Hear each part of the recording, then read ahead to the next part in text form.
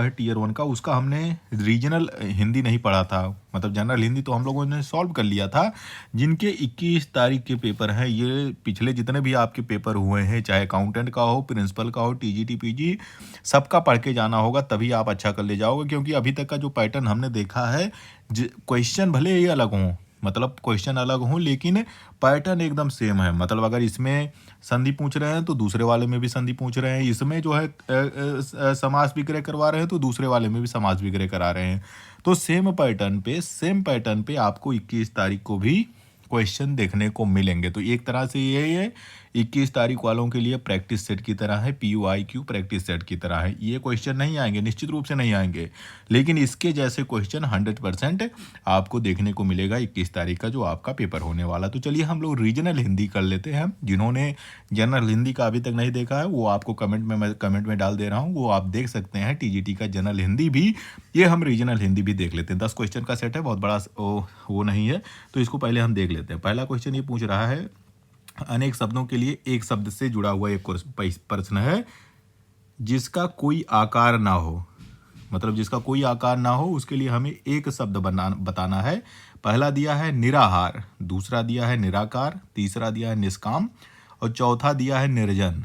तो जिसका कोई आकार नहीं होता है उसको क्या कहते हैं? निराकार। नीर आकार मतलब जिसका कोई आकार नहीं है, जिसका आकार होता है उसको हम कहते हैं साकार। आकार साकार। निराकार मतलब होता है जिसका कोई आकार नहीं है। निराहार का मतलब होता है निराहार, मतलब बिना आहार के, बिना भोजन के। निष्काम का मतलब होता है निष्काम, मतलब बिना स्वार्थ के, बिना स्वार्थ के अगर कोई काम करता है तो निष्काम कहते हैं। निर्जन का मतलब होता है निजन, मतलब बिना किसी जन के, मतलब जहाँ पे कुछ नहीं है उसको हम निर्जन कहते हैं। तो ये हो गया हमारा पहला क्वेश्चन। दूसरा यहाँ पे देख लीजिए कि निम्नलिखित वाक्य में रिक्त स्थान की पूर्ति करनी है। ये एक दिया है, पूरा सेंटेंस दिया है, इसमें 2 जगह पे रिक्त स्थान दिया हो, एक यहाँ एक यहाँ।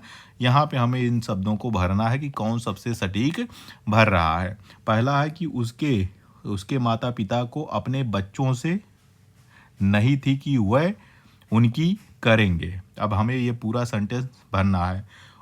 उनके मतलब उसके माता पिता को अपने बच्चों से स्वीकृति नहीं थी कि उनकी अस्वीकृति करेंगे। नहीं बन रहा है, स्वीकृति यहाँ पे कोई मतलब नहीं होता है। उसके माता पिता को अपने बच्चों से उपेक्षा नहीं अपेक्षा होनी चाहिए, तो ये भी गलत है। अब अनुभूति, यहाँ उसके माता पिता को अपने बच्चों से अनुभूति नहीं है कि वो उनको अपेक्षा करेंगे, ये भी नहीं बैठ रहा है। तो हमारा लास्ट वाला ही बैठेगा। पहला है कि उनको जो है उसके माता पिता को अपने बच्चों से अपेक्षा, यहाँ पे अपेक्षा भर लीजिए, अपेक्षा नहीं थी कि उनकी क्या करेंगे, उपेक्षा करेंगे। तो पहले आगे आ जाएगा कि उनका जो है उनकी अपेक्षा थी, उनको अपेक्षा ऐसी नहीं थी, उनकी मतलब उन्होंने कभी सोचा नहीं था कि उनके बच्चे उनको इग्नोर करेंगे या उनकी उपेक्षा करेंगे। तो राइट आंसर आपको मिल गया। ठीक है, यहाँ पे अब क्वेश्चन दिया पर्यायवाची से, मेघ है। मेघ मतलब क्या होता भाई? मेघ का मतलब होता है बादल। तो मेघ का पर्यायवाची शब्द आपको यहाँ पे बताना है। यहाँ पे दिया है विपिन, बिटप, वारी या वारिद। आपको मेघ का यानी बादल का पर्यायवाची आपको बताना है। विपिन का मतलब होता है जंगल, बिटप का मतलब होता है वृक्ष या पौधा या पेड़। वारी का मतलब होता है जल, और वारी में अगर दा लगा दीजिए, वारिद कर दीजिए, तो इसका मतलब होता है वारी को धारण करने वाला, यानी जिसके पास जल है। तो जल किसके पास है? मेघ के पास है या बादल के पास है। तो मेघ या बादल का पर्यायवाची होता है वारिद। याद रखिएगा। ऐसे ही मतलब ये तो पूछेगा नहीं, मतलब इसी में आगे पीछे करके आपके क्वेश्चंस 21 तारीख को बनेंगे ऐसे ही। अब दिया है मुहावरा ये दिया है अकल का दुश्मन। भैया अकल का दुश्मन, मुहावरे का सटीक अर्थ आपको बताना है। अकल का दुश्मन हम किसको कहते हैं? कि बहुत बड़ा अकल का दुश्मन है, ज्ञान का शत्रु है। भाई जो अर्थ होता है वो कभी मुहावरे में वो अर्थ लिया ही नहीं जाता, तीसरा अर्थ ही निकालना होता है हर बार। अब यहाँ पे दिया है कि मूर्ख व्यक्ति, अज्ञानी का मित्र या ईर्ष्यालु व्यक्ति। तो अकल का दुश्मन उस व्यक्ति के लिए कहा जाता है जो मूर्ख होता है। अज्ञानी का मित्र क्या होता है? मित्र कुछ नहीं, शत्रु होना चाहिए। ईर्ष्यालु व्यक्ति का कोई मतलब ही नहीं है, तो अकल का दुश्मन का मतलब होता है मूर्ख व्यक्ति। मूर्ख है, मतलब कुछ नहीं समझने वाला है, उसके लिए जो होता है अक्ल का दुश्मन प्रयोग किया जाता है। अब यहाँ पे दिया गया है संधि विच्छेद से एक क्वेश्चन दिया गया है कि भाई पर्यावरण का संधि विच्छेद कीजिए।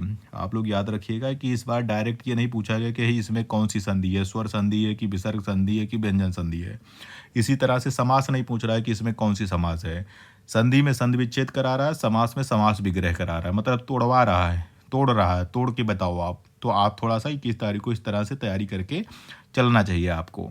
तो पर्यावरण का परिधन वरण, परिधन आवरण, परिधन आवरण या परिधन आवरण। तो हम सभी जानते हैं पर्यावरण का संधि विच्छेद होता है परिधन आवरण। परिधन आवरण क्या है? परि में ई की मात्रा है, आवरण में बड़ा आ है ही है। ई और ए जब मिलते हैं, मतलब ई और आ मिलते हैं तो या हो जाता है। जब या हो जाए तो ये यण संधि है, यण संधि है। और यण संधि किसका एग्जाम्पल है? यहाँ पे दोनों स्वर ही तो हैं, स्वर ही तो है भाई। वर्णमाला में देखोगे तो क्या है, ये वावेल तो है, आ और ई क्या है, स्वर है। तो ये स्वर संधि के एग्जाम्पल हैं। और स्वर संधि में देखें तो यण संधि का एग्जाम्पल है परिधन आवरण बराबर पर्यावरण। ठीक है, दोनों मिल गए, ई मिला और आ मिला तो या हो जाता है। तो या हो गया ना, पर्या या हो गया।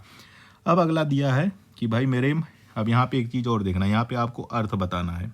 रीजनल जो होता है ये रीजनल लैंग्वेज का है, मतलब इस तरह के क्वेश्चंस जो है जनरल हिंदी में नहीं पूछे गए थे, रीजनल में थोड़ा सा टफ कर दिया गया है, अर्थ से ज़्यादा चीज़ें पूछी गई है।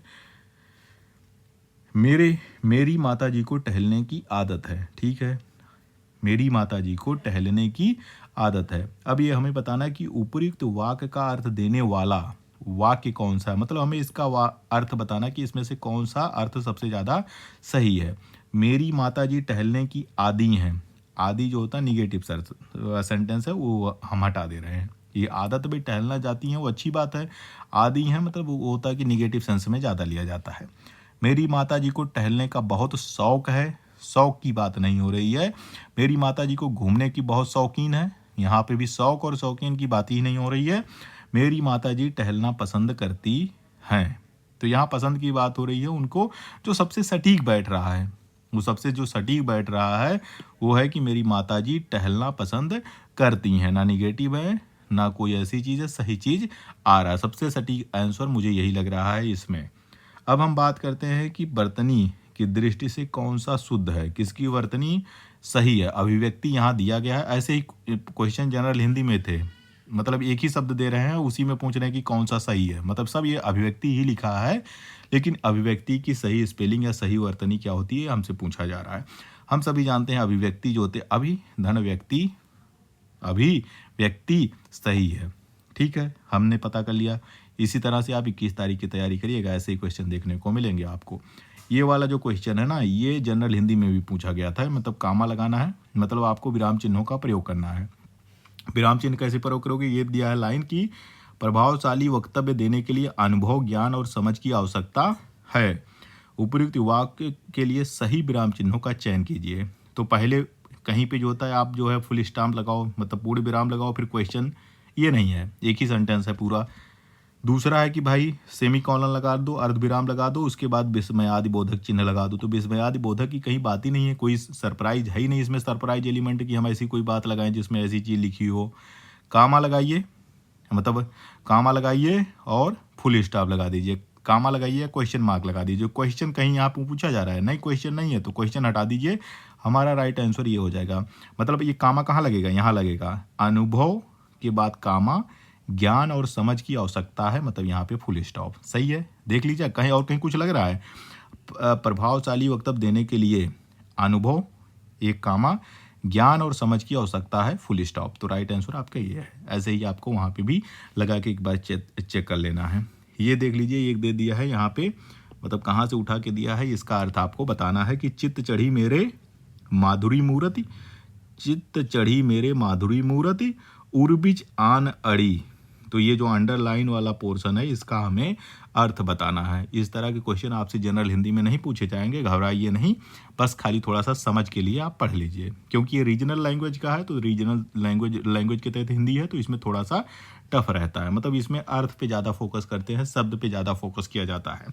चित्त मतलब होता है मन, चढ़ी मतलब चढ़ गई, मेरे मतलब मेरे, माधुरी मतलब मधुर, मूर्ति मतलब मूरत, किसी की जो है माधुरी मूरत थी, किसी की बहुत अच्छी मूर्ति थी, उसका जो है जो मूरत थी वो हमारे चित्त पे चढ़ गई। पहला लाइन हो गया, इसका हमें बताना ही नहीं, हमें बताना है उर्विच आन अड़ी, मतलब वो हृदय में, उर्विच मतलब होता है हृदय में, आन अड़ी, अड़ी मतलब फंस गई, मतलब उसकी जो माधुरी मूरत थी वो हमारे चित्त चढ़ गई और हमारे हृदय में फंस गई। तो जहाँ पे आपको ऐसा शब्द मिले वही आपका सही हो जाएगा। ऊर्जा क्षीण हो गई, कोई मतलब नहीं है, कोई प्रकाश नहीं दिख रहा है, यहाँ पे आकाश प्रकाश की बात नहीं हो रही, कोई रुचि नहीं रह गई, ये भी नहीं है, हृदय में फंस गई, बात सही है, हृदय में फंस गई।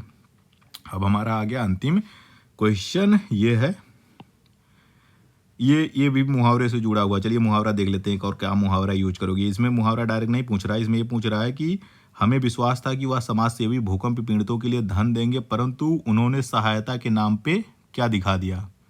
सहायता के नाम पे आग में घी डालना मतलब होता है कि गुस्से को और ज़्यादा भड़का देना, लड़ाई को और ज़्यादा बढ़ा देना। तो उसके लिए हम यूज करते हैं कि आग में घी डालना मतलब क्रोध को और क्रोध बढ़ा देना। आंखें बिछाने का मतलब होता है आदर से किसी का इंतजार करना या आदर से सम्मानपूर्वक, मतलब आदर करने के लिए ही इसका इस्तेमाल होता है कि उन्होंने उनके सम्मान में आंखें बिछा दी। फिर अंगूठा दिखा दिया, सही बात है, मतलब समाज सेवी थे, हमें विश्वास था कि हम ये समाज सेवी हैं और हम भूकंप पीड़ितों के लिए धन हमें देंगे, लेकिन उन्होंने हमें अंगूठा दिखा दिया। मतलब अंगूठा दिखाने का मतलब हो गया कि मना कर दिया, कुछ नहीं दिया। बाल की खाल निकालना मतलब होता है कि भाई किसी चीज़ की मतलब बहुत ज़्यादा उधेड़ करना, बहुत ज़्यादा जांच पड़ताल करना, उसके लिए यूज़ होता है। तो 4 हमने क्या भी पढ़ लिए, मुहावरे भी पढ़ लिए। आग में घी डालना मतलब गुस्से को और भड़का देना, किसी और चीज़ को और आगे बढ़ा देना। आंखें बिछाना मतलब सम्मानपूर्वक किसी को बुलाना। अंगूठा दिखाना मतलब होता है मना कर देना, इनकार कर देना। बाल की खाल निकालना मतलब किसी चीज़ में अनावश्यक उधेड़-बुन कराना। तो ये हमने जो होता है टीजीटी रीजनल लैंग्वेज में जो हिंदी था उसको हमने सॉल्व कर लिया है।